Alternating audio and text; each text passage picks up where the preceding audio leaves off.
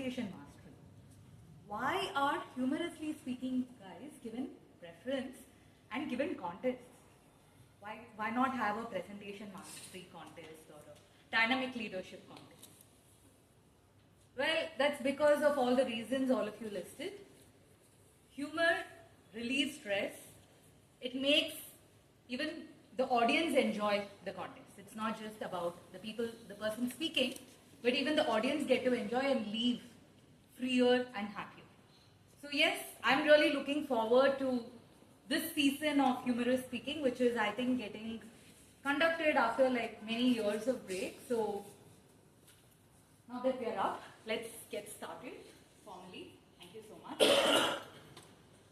Okay, so here is what I hope you would get out of this session. I hope you would be able to know a trick or two on how to start speaking in a funny way that you can take even outside Toastmasters. Because that's what Toastmasters is all about. It makes us better communicators who continue to be good communicators even outside, even when we step outside the stage in our personal lives and professional lives. So I really hope, end of this session, you all become a little bit more funnier than what you are now. So let's get started. This term, humor me, has nothing to do with humor. It's actually a very sarcastic term. What it really means is, indulge me, but do what I ask you to, even if you think it's silly. Although this has nothing to do with humor, I want you to remember this term because we'll expand on this and we will talk about how each of the alphabets will be applicable for our upcoming contest and for becoming a funnier person. So yes, I really hope that one of you is awarded the Humor Me very soon. Okay, so let's skip this. So the H of Humor Me stands for honest. The jokes that you crack, if you are in the audience, you should be able to laugh for that joke.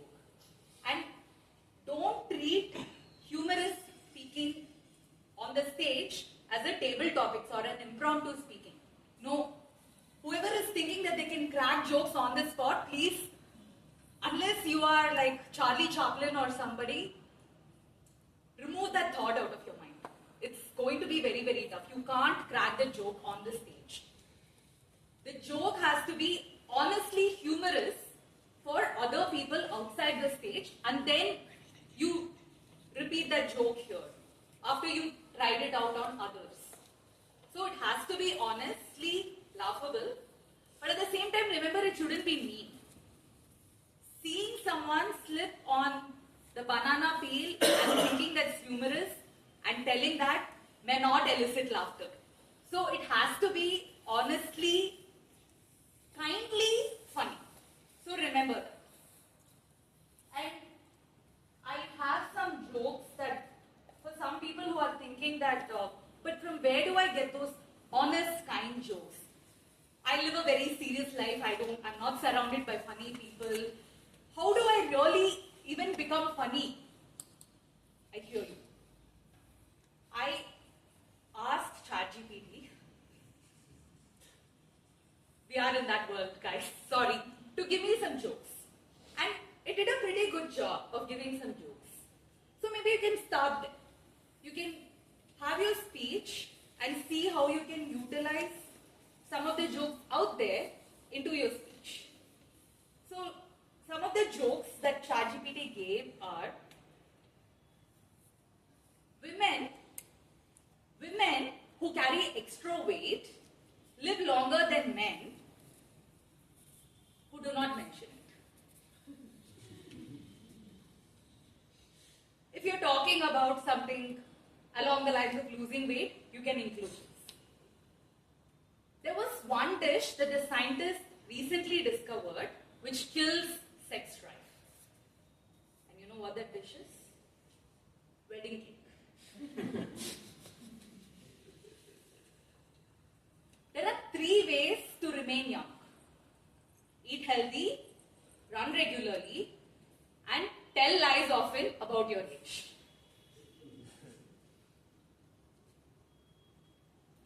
money talks, but mine just tells me goodbye. I want to die peacefully like my grandfather, who died in his sleep. Not screaming and shouting like the passengers in the seat of the car that he crashed. So utilize jokes that you can get on the website on your speech related to your theme. But try it out. I'm sure you would have noticed, for some jokes people laughed more than others. So please try out the jokes before you present it on the stage. These jokes were not tried out on any people, by the way. I just googled ChatGPT, which is the new terminology, right, for Googling. I just ChatGPT'd and I presented it here. So now you know. Some jokes land better than the other. So the next tip rather is, the easy way to get humor is to put someone under. It could be a wife or spouse, it could be the boss, it could be a friend, it could be a sibling, it could be anyone. If you try to put someone under, it naturally elicits that laughter in someone. So I gave in my division contest a speech on bird watching, wherein I spoke about so many things about birds that I like. And the audience would have thought, okay, I really like birds because they get to fly while we cannot. But then I corrected, guys, I can go on a plane if I want to fly. Planes that don't crash, that is.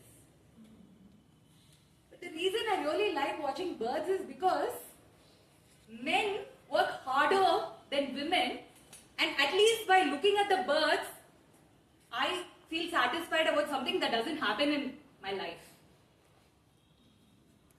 And then I spoke about how, like, I was dressed in a very colorful attire, not unlike what I'm wearing now. And I look like a peacock. And I said, looking like a peacock is okay for a human, but in the bird kingdom, men, they groom and shine themselves so hard, they work so hard to look good because they have shorter lives. They have to take care of their children, they do more work, so they have shorter lives. So women can act pricey. Women can say, hey, I don't want this guy, I don't want this guy. The same thing if it happens in real life, women are told your clock is ticking. In bird kingdom, no bird is ever told, no female bird is ever told your clock is ticking. But male birds, however, are told every day your clock is ticking, your clock is ticking. So it is by living the life that I'm not able to live in real life, I'm able to enjoy bird watching. So when I said this, it kind of resonated with the audience. But clearly if you see the theme, I've been putting men under. I've been putting my hypothetical spouse under. I don't have a spouse, but I've been putting my hypothetical spouse under. So see how you can find that person that you can put under. Just make sure that person is not in the audience. Okay? Just be careful about it. Put that person under and try to, again, while you're looking up for jokes, try to find jokes in the theme. You can find tons of jokes about spouses, about bosses, about siblings, sibling rivalry common, about politics at office, about colleagues. You can find tons of jokes. So find the theme that you're going to talk about and see how you can put someone under through the jokes, either originally crafted or tragedy. In case you're not able to find anyone, or you're just this super kind person who don't want to put anyone under, put yourself under. That is the easiest and most simplest. So there was this speech about yoga that I gave in the division contest, the division contest that just got over, where I spoke about my very mean friend. And while I was talking about that mean friend, I was telling how I got angry. I looked at her and said, just get lost from here, and I walked out. And I remembered it was my house, so I walked back in and I asked her to go out. The theme here, I put myself under. I came across as this dumb person, and when I put myself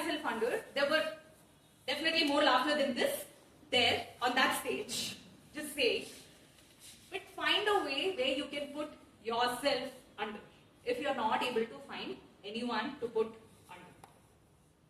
Because as audience, we all know we are flawed people, including the person standing on the stage. So who wouldn't like to be reminded of someone who's like them, who screws up like them, or who screws up like someone they know? So a screw up can be a good, funny thing, and find out who you can. Of course, like humorous speaking, like with prepared, like ISC, is a lot of work. I think much more work than ISC. So while you're writing the speech, remember to think of the themes where you can put someone or yourself under. The next part of Humor Me is So there is this 10 Commandments of Comedy, a very good book on humorously speaking by Jen Parkett. So in that she says, if you don't take the audience by surprise, you haven't made a funny statement. So comedy needs a surprise element to it, always. For example, there is a husband and wife, and the husband tells his wife, I love high heels. Please, please. And the wife keeps just nodding at him. And one fine day she says, okay, this Saturday.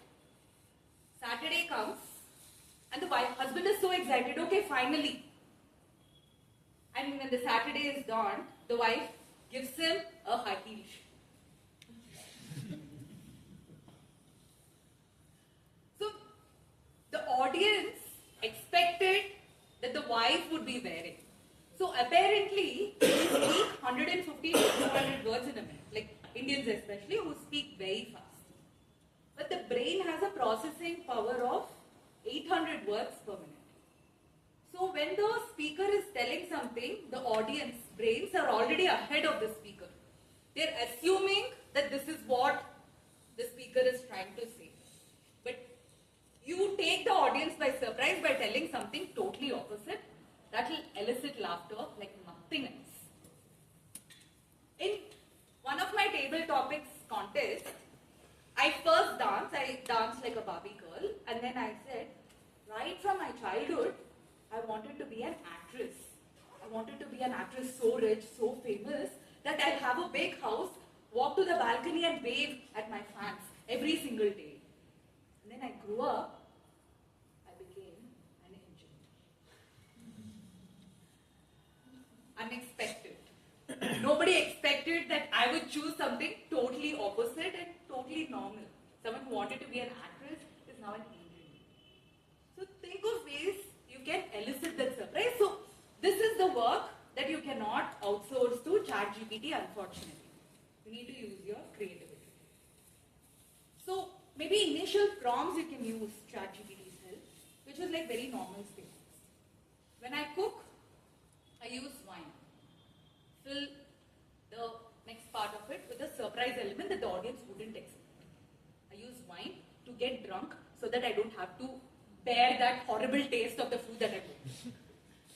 I use wine to get my wife drunk so that she doesn't have to bear the horrible food taste that I'm going to make. I use wine not for the food, but on myself, on seasoning myself.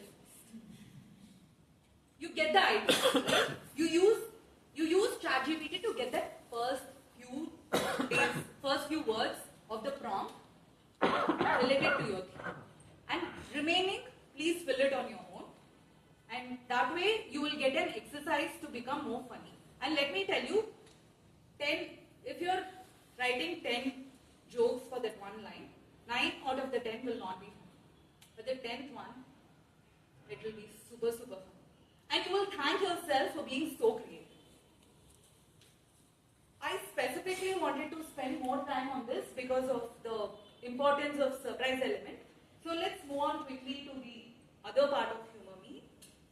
It should resonate. Like I said initially, the jokes that you're telling should resonate.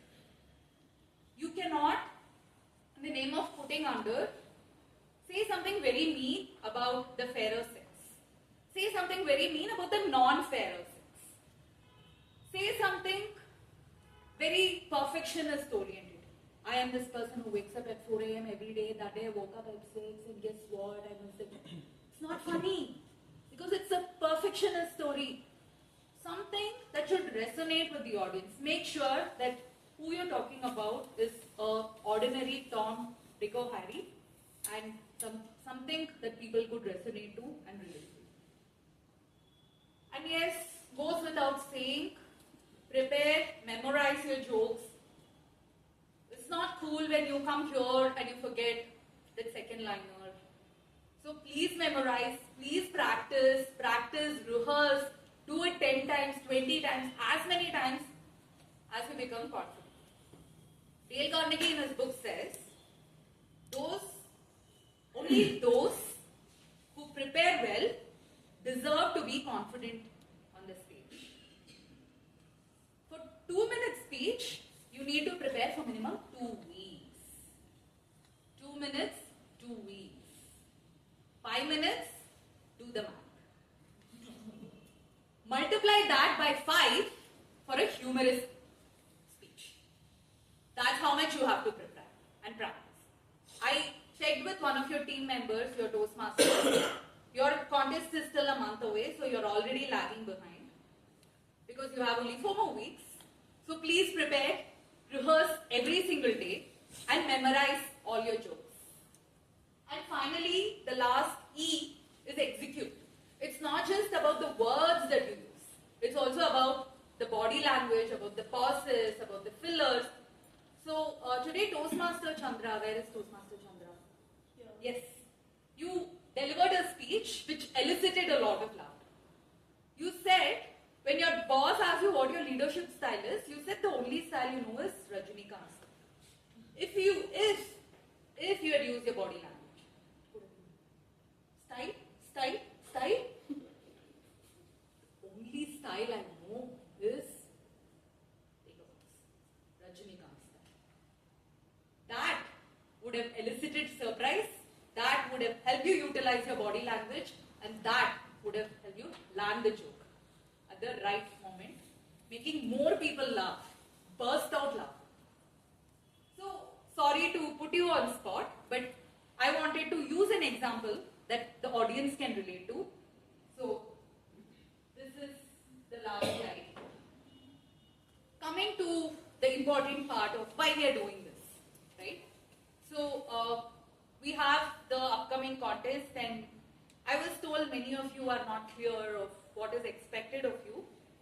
Now I hope you're a little bit clearer how to crack jokes. But also remember that this is how the ballot is going to look like. Maybe it's not clear, we will share the slide with you.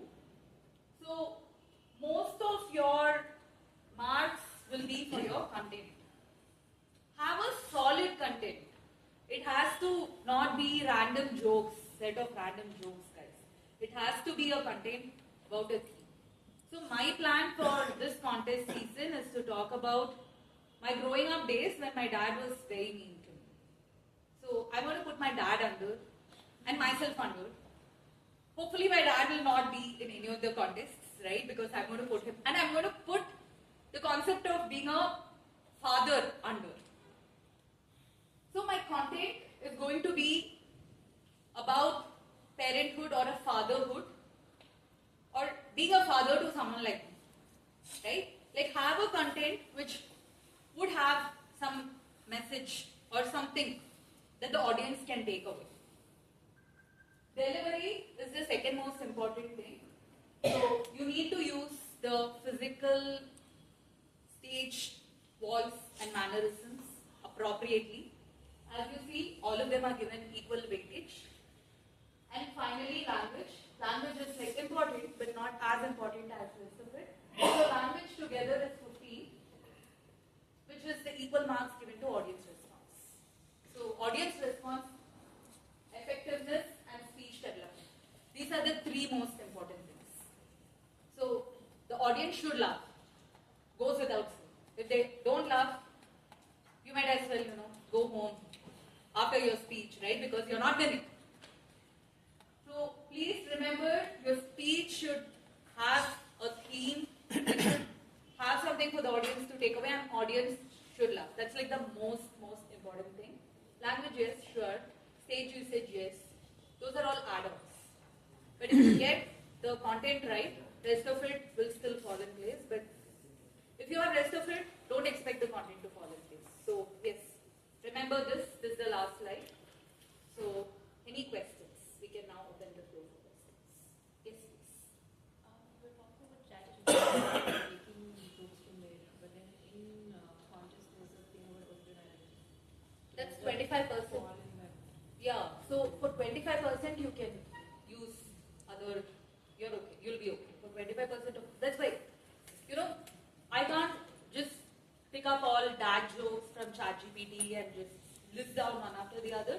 I have to talk about my life, about my dad, about why he irritated me, about how I became a naughty child because of the way he was. And then maybe in between I can include a humor that I picked from ChatGPT, like a one-line, right? That's okay. Like 25% of your speech having jokes picked up from online is totally okay. And then in your speech, like, does it have to be funny throughout, or can it be like? It need not be funny throughout.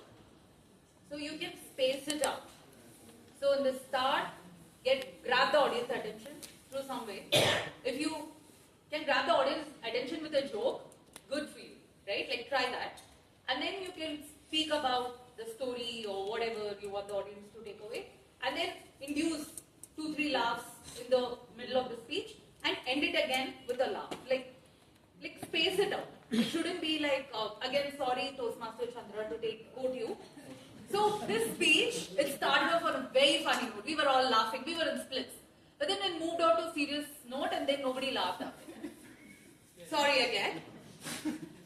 But think about it, right? It shouldn't be like that. So it has to be, like there has to be laughter elicited throughout. You give points to evaluate.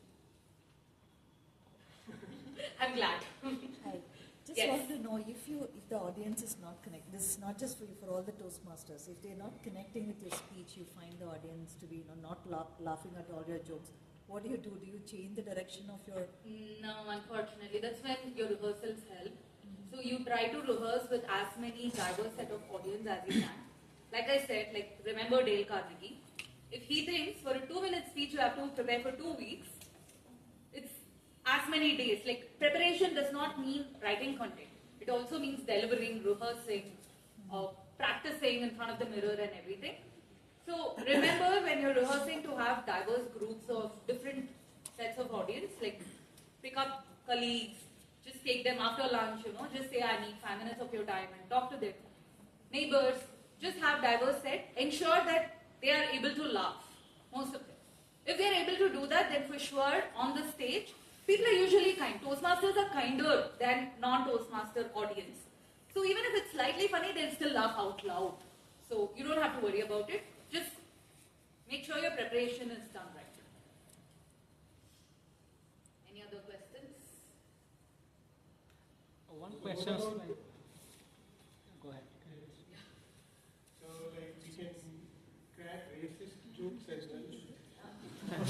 Yeah, as long as the race is not an Indian race or it's not an Indian race, right? Like, sure, you can crack jokes about America, about white people, Trump. Sure, go for it, right? But not about the race of the people here. No. So because of the language that we use and all those things, we do get jokes in those ways. Then don't target one specific people. Yeah, Ensure like that multiple people. yeah, multiple races, and it's like everywhere, right? Toastmaster Aravindo, who won the Humourous contest last time we had it, he spoke different languages, right? He made fun of Tamil, Telugu, Kannada, Hindi, everyone in India basically he made fun of. So which is okay. But if you're targeting just one small group and making fun of them, people in the audience, if they are belonging to that, they may take offense. So yeah. Yes. Yeah, I'm having question related to practice. Like when I am crafting my speech related to humor. Now, when it comes like whether this joke will crack or not. Now, if I go and talk to or experiment with my close friend, I think there is a high chance that it will not work and I will get demotivated. So, do you have any how how do you practice when you craft a speech, humorous speech? When it comes from your thought, where do you try? Like, what is your process of crafting a speech? Like, you talk with your friends or parents, No. or how I do you? talk with Toastmasters, so I'm always on the lookout of. We have speech slot. Can someone take it up? That kind of messages that comes in division groups. So whenever there is a speech slot open, please grab that and try it with Toastmasters, different Toastmasters groups, so that you get the stage. You get like a room full of audience, kind audience, and every time you give a speech in different Toastmasters group, the audience will be different. So Okay. that way, that's how I try. Because otherwise, it's not easy to get colleagues huddled up in a room. If you're able to do it, please do it. Or family members also huddled up in a room, it's very difficult. So this is easier, and every club is like, at least there are many struggling clubs here in Bangalore, and all these struggling clubs are looking for their roles to be filled always, like speech slots to be filled. So please be on the lookout. And you can always ask, this weekend I'm free, can someone give me a slot? And someone or the other will respond to it. So you can use that as a practice. Yes. So when it comes to the humorous speech, so you mentioned like we have to use the jokes and all. So what, based on your experience, what is your suggestion? Like we can write a humorous speech with a humor story, with in a simple language, without using any jokes or No. something in it. Unfortunately, that's the thing. So unlike ISC, in humorous speaking, audience have to laugh. They can't just smile. Yeah. So exactly. Sorry about this. But the rules are a little strict. The practice also needs to be a little bit more stringent. So it means Salient that we or should whatever, have. right? Yeah. So it means that we should have a joke in it instead of. There should be jokes or points or whatever you call it that makes audience laugh. Okay. Yes. Is there any structure for a humorous speech? How the normal speech has an introduction, body, conclusion? No, I think every sentence. I didn't notice. That is only. Because otherwise, if you don't put in the effort to memorize, if not the content as is, at least in the hints form, it's tough.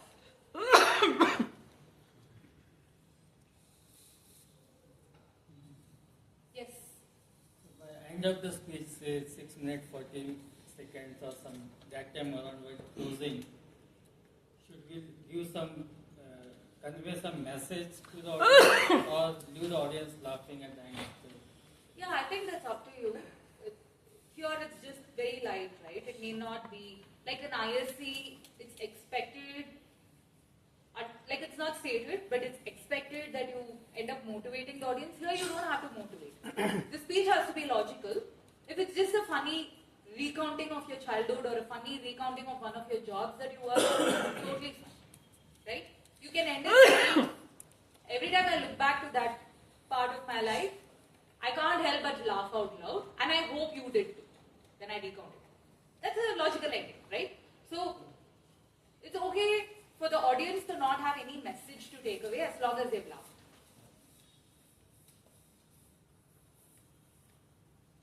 Any more questions? So just remember to surprise the audience. Like if there's one thing that I want you to take away is remember that surprise element, because that is what has been mentioned. Like you read about any of the most famous article on humorous speaking, they will say surprise. If the audience are not surprised, then what is the point of joke, right? Like the surprise is the shortest way to make audience laugh. So remember that, and I really hope to see some of you competing at a larger stage, and I hope it was helpful. Thank you so much. And before I end, I would like to call out Gopika and Malavika and Suresh sir for helping Gokila. For helping organize this, for helping with the poster, and for seamlessly organizing this. Thank you so much. With that, yes, thank you. I'm there.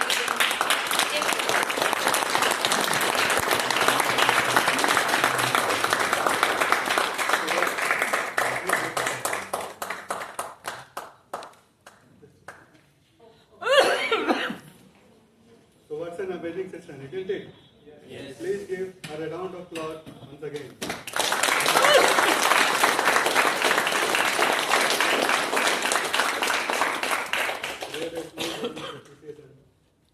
Toastmaster Matthew, I would request you to come over this.